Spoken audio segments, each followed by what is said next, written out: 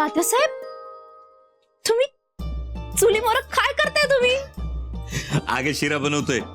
सावित्रीनी काय खाल्लं नाही, घाईनी गेली ना म्हणून.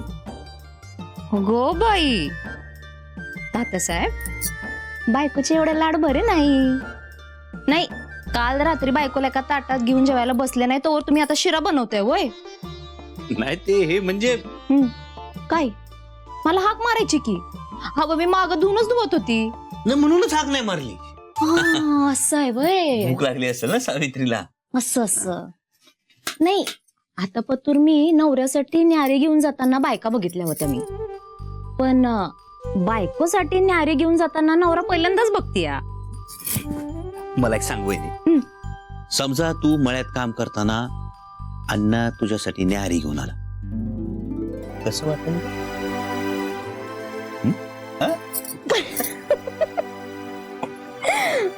बघा अंगावर काटाच फुलला बघा जणू.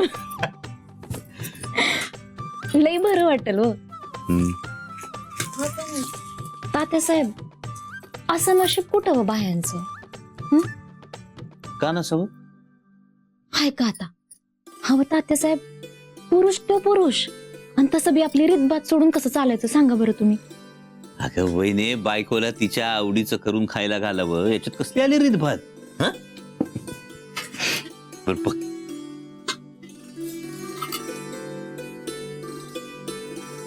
बघ ना, जमलाय का बघ, म्हणजे गोड आहे का बघ.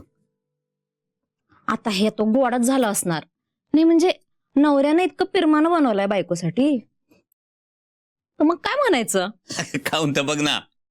आता तुम्ही म्हणताय म्हणून खाऊन बघते बघा.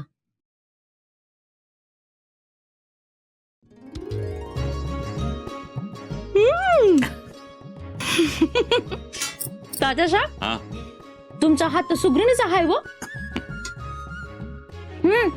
पण आता एक तेवढं करा बघा, सासूबाईसने काही कळू देऊ नका, नाहीतर मलाच डोळे मोठे मोठे करून म्हणायच्या, माझ्या मुलाला तुम्ही बसवलं चुलीमोर म्हणून.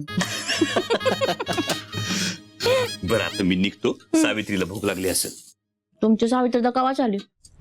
सावित्री आली? मला नाही कळलं ते. आता तुम्ही शिरत गुळ होऊन बसला तर तुम्हाला काय कळायचं? विश्वास नाही ना? जाऊन बघा तुमच्या खोलीत असाल त्या. ते हे कडे बघ. जावा जावा जावा. झाप बनवलाय बघा.